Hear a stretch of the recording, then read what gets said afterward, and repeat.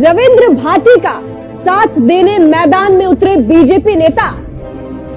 भजन लाल की आई शामत। राजस्थान के अंदर पंचायती राज चुनावों का तारीखों का हुआ ऐलान। अब राजस्थान के अंदर सरपंच और प्रधान और प्रमुखों का वन स्टेट वन इलेक्शन के तहत पूरे प्रदेश के अंदर राजस्थान की भजनलाल की सरकार है वो अब चुनाव कराने की तैयारी में जुट चुकी है। और बात की जाए जिस तरह पंचायती राज चुनाव को लेकर लंबे समय से जो खींचतान चल रही थी उस पर आखिर है राजस्थान के मुख्यमंत्री भजनलाल शर्मा ने वो मोहर लगा दी और राजस्थान के मुख्यमंत्री भजनलाल शर्मा को रिपोर्ट है वो सौंप दी गई है और इस पर आखिरी मोहर है वो भी लग चुकी है। क्योंकि बात की जाए तो राजस्थान के अंदर लंबे समय से पंचायती राज चुनाव को जो खींचातान चल रही थी और कांग्रेस है वो बार बार हमला है वो बीजेपी के ऊपर बोल रही थी और खासकर बाड़मेर के अंदर पंचायती राज चुनाव को लेकर बीजेपी का जो लंबे समय से वनवाद चल रहा था उसको खत्म करने में जुटे बीजेपी नेता को आखिर अब राजस्थान के मुख्यमंत्री भजनलाल शर्मा की तरफ से है वो आखिरी मोहर है वो लग गई। अब देखिए राजस्थान के अंदर पंचायती राज चुनाव को लेकर काफी लंबे समय से खींचातान चल रही थी।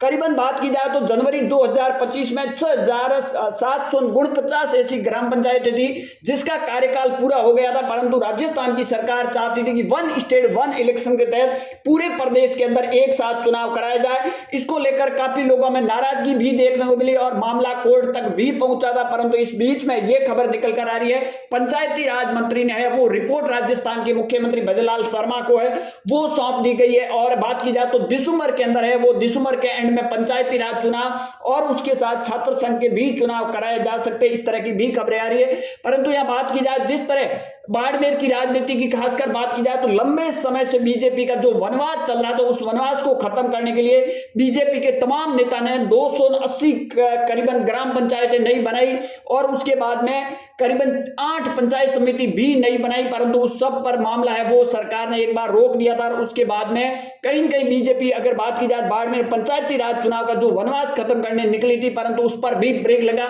दूसरी और राजस्थान की बात की जाए तो राजस्थान के अंदर वन स्टेट वन इलेक्शन के तहत पूरे प्रदेश के अंदर है वो सरकार एक साथ चुनाव कराना चाहती थी और उसको लेकर है चुनाव डिले किए जा रहे थे। हालांकि ऐसी बात नहीं है, पूर्व अशोक गहलोत की सरकार ने भी पंचायती राज चुनाव डिले किए थे, परंतु भजनलाल की सरकार ने ज्यादा वक्त तक है वो डिले किया। और अगर बात की जाए तो पंचायती राज चुनाव की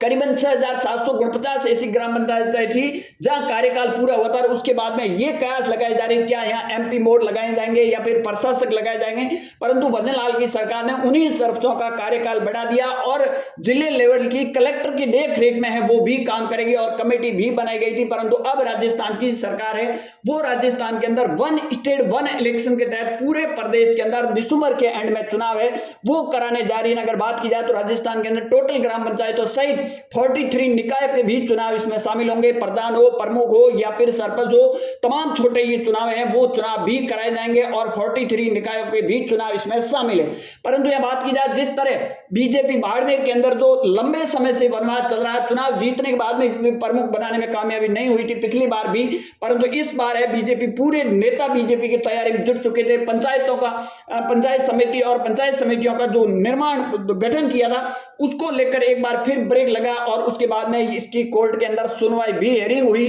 परंतु यह बात की जाए जिस तरह राजस्थान के अंदर वन स्टेट वन इलेक्शन के तहत पूरे प्रदेश के अंदर भजनलाल की सरकार है वो एक साथ चुनाव कराना चाहती थी, इसको लेकर अलग अलग कयास है वो भी लगाए जा रहे, परंतु अब आखिरकार है वो पंचायती राज मंत्री ने वो रिपोर्ट राजस्थान के मुख्यमंत्री भजनलाल शर्मा को है वो सौंप दी गई है और अब भजनलाल शर्मा है वो इस पर आखिरी मोहर है वो भी लगाएंगे। परंतु इन सब के बीच में यह खबर निकल कर आ रही है कि पूरे राजस्थान के अंदर वन स्टेट वन इलेक्शन के तहत पूरे प्रदेश के अंदर दिसंबर में है वो चुनाव कराने की तैयारी में बीजेपी सरकार है।